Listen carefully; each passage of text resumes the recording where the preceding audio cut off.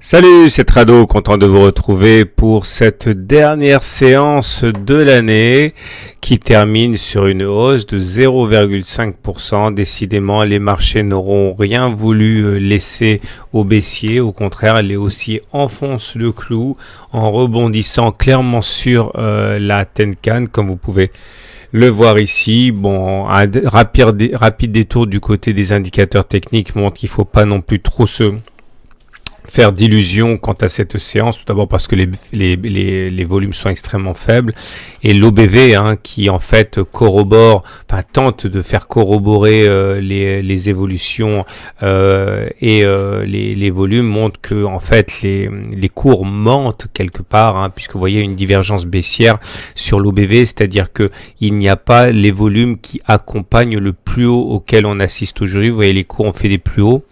L'OBV, lui, n'a pas fait de plus haut. Clairement, ça veut dire que les volumes ne sont pas là pour étayer la crédibilité de la hausse du jour. De toute manière, j'ai envie de dire que le MACD a fait son croisement baissier hier. Il ne manquerait plus que le momentum bascule en dessous de 0 pour développer le potentiel baissier de ce signal. Franchement, méfiez-vous de cette petite hausse de 0,5% du jour qui montre surtout le regain d'optimisme plus que les raisons fondamentales de montée. Alors on va s'en rendre compte davantage avec les unités longues, puisque finalement la séance du jour était assez anecdotique.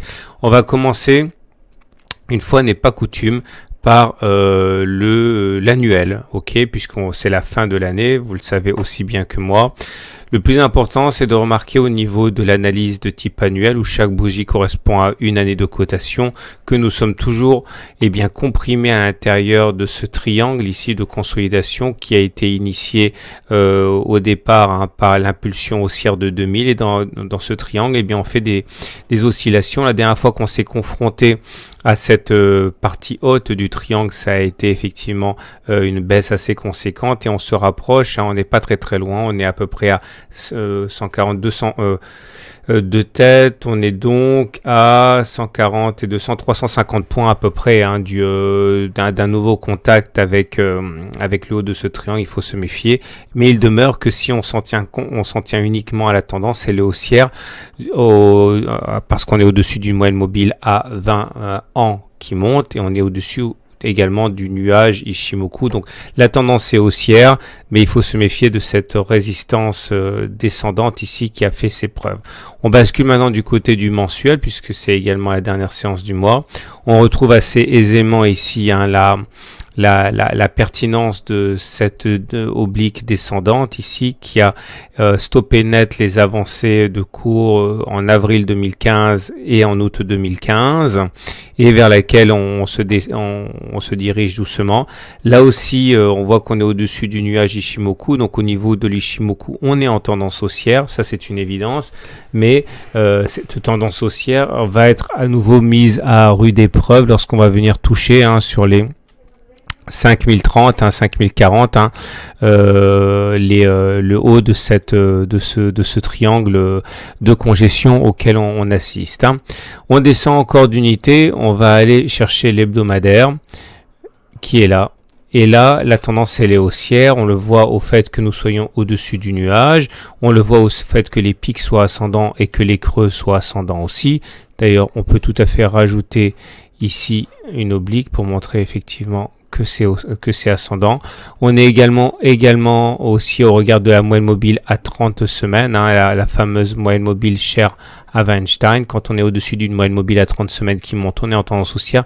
Donc tout semble militer effectivement pour une continuation de la hausse sur toutes les unités de temps, du moins jusqu'à ce que l'on rencontre cette fameuse résistance maintes fois évoquée à présent.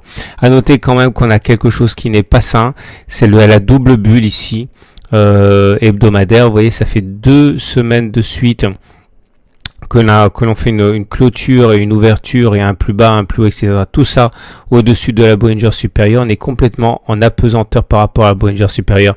Ça, c'est pas bon. Ça montre que la hausse n'est pas saine et qu'à un moment ou un autre, eh bien, la consolidation menace.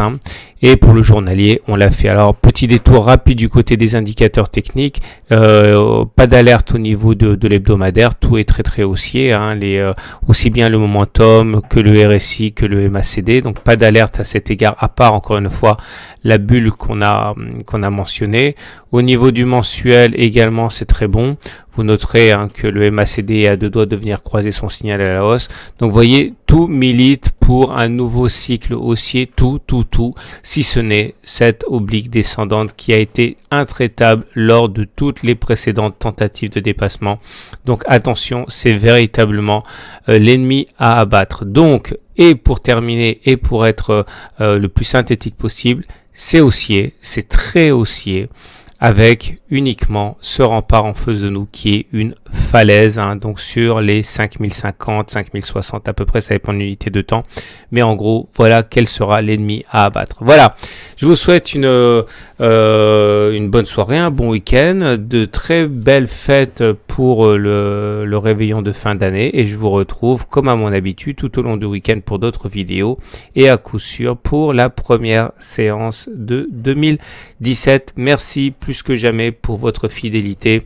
Vous êtes toujours tous tout aussi nombreux à me suivre, à m'accorder votre confiance, et j'espère en être digne encore en 2017.